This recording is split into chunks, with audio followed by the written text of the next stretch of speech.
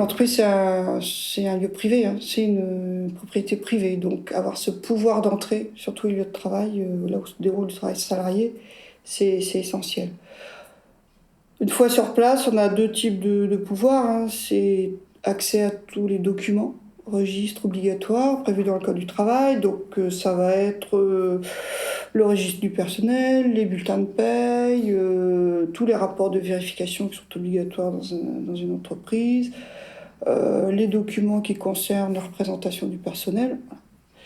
Et un troisième pouvoir, toujours dans le cadre du contrôle, c'est d'entendre les personnes, d'entendre les salariés, éventuellement hors la présence de l'employeur. On ne l'utilise que si c'est nécessaire, pour ne pas mettre les salariés en difficulté, mais en même temps c'est très courant. Par exemple, quand on fait une enquête action du travail, on demande aux gens qu'est-ce que vous avez vu, qu'est-ce qui s'est passé, etc. Après, on est sur des pouvoirs de suite à contrôle. Le plus courant, c'est la lettre d'observation. Ça s'appelle comme ça, en fait c'est un rappel à la loi. La lettre d'observation, elle est très importante dans le sens, c'est la base, c'est la première chose qu'on peut faire dans une entreprise. Après, bon, en hygiène sécu, il y a des mises en demeure qui sont parfois préalables avant de mettre un procès verbal. Ça peut être des mises en demeure de vérification, des mises en demeure dans un certain délai, de se conformer à des règles d'hygiène, de sécurité, etc. Il y a l'arrêt de chantier qu'on peut faire. Risque de chute de hauteur, risque d'ensevelissement et l'exposition au risque amiante. Donc là, ça veut dire qu'on arrête, on retire le salarié de sa situation de travail dans ces trois cas. Hein, et après, l'employeur doit effectivement nous montrer qu'il a rétabli la situation et on fait une reprise de chantier. Dans les situations les plus graves, dans les situations de danger grave et imminent, on peut saisir le juge des référés pour lui demander de faire cesser la situation en question en arrêtant tout ou partie de l'activité de l'entreprise. Alors ça, c'est une arme de dissuasion quand même assez efficace, mais qui est lourde en termes de procédure pour nous et qui est assez particulière puisque c'est nous, agents de l'État, qui attaquons l'employeur en référé dans une procédure civile. Ensuite, on peut dresser procès verbal à l'encontre de l'employeur qui commet des infractions. Dans la pratique, on dresse procès verbal pour les infractions les plus graves, par exemple le travail illégal, par exemple, les plus graves et les moins discutables. C'est-à-dire que le travail illégal, tu ne peux pas expliquer à un employeur qu'il doit déclarer ses salariés. C'est assez connu. Et puis également, les infractions les plus graves, c'est au sens où c'est celles qui ont des conséquences sur l'intégrité physique, voire la vie du salarié victime.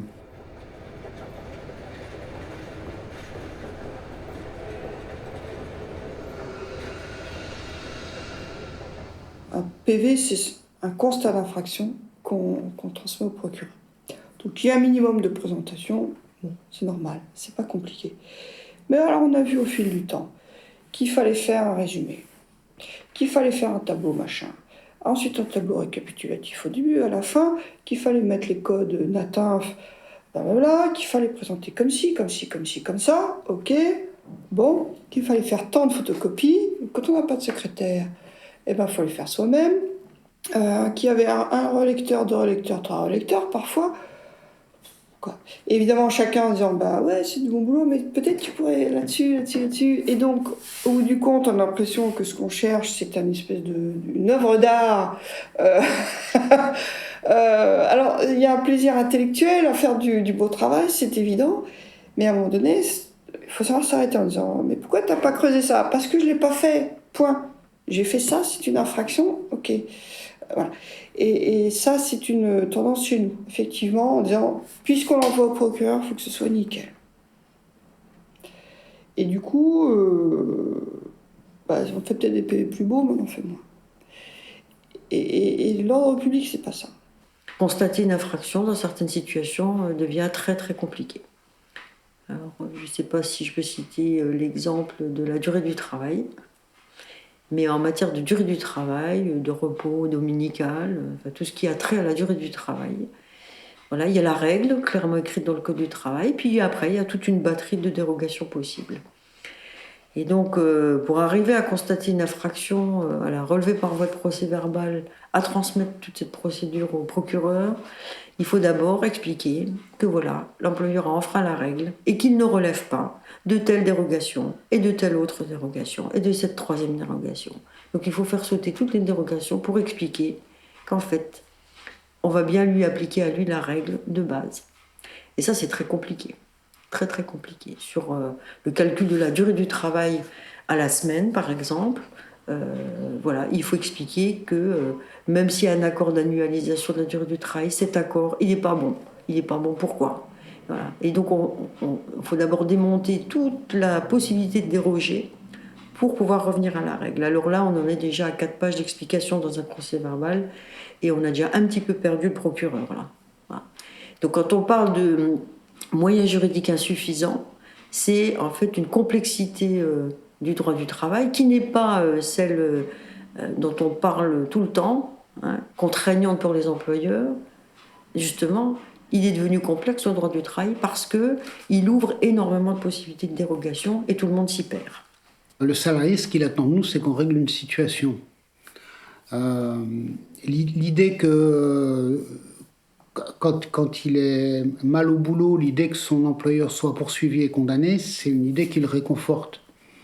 Mais quand on lui explique que nous, on va mettre plusieurs mois à l'enquête, mais même l'enquête finit plusieurs mois à rédiger souvent parce qu'on le fait un peu quand on a quelques heures devant nous. Et puis qu'ensuite, si le parquet poursuit, son affaire sera audiencée 2 ans après. Ça peut pas être satisfaisant. Alors sinon, en même temps, j'en fais pas l'alpha et l'oméga de l'action de l'inspection du travail. Je pense que c'est un outil parmi d'autres et c'est d'abord un outil.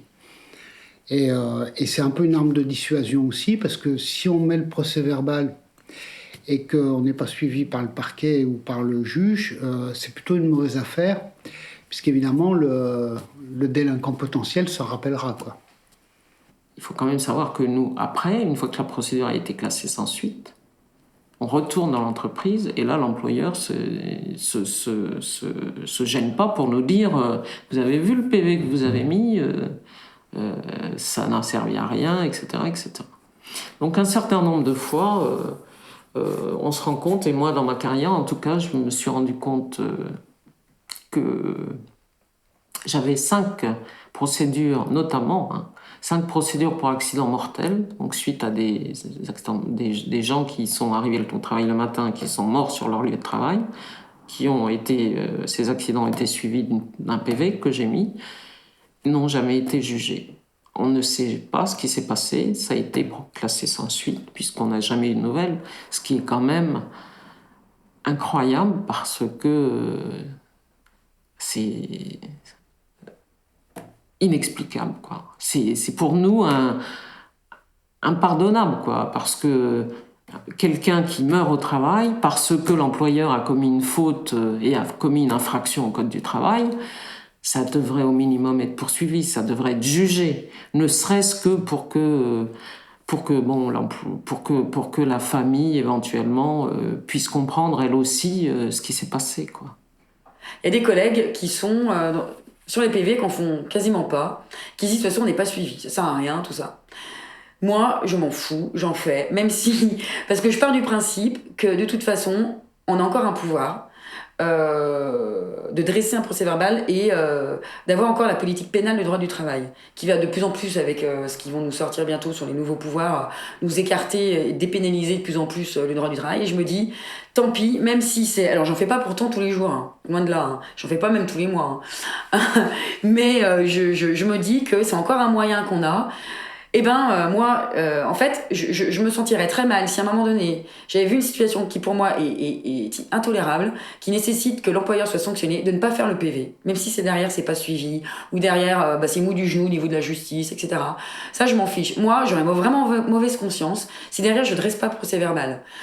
Moi, j'ai l'impression que, encore une fois, le sentiment de bien faire mon travail, c'est d'aller jusqu'au bout de ce que j'ai vu.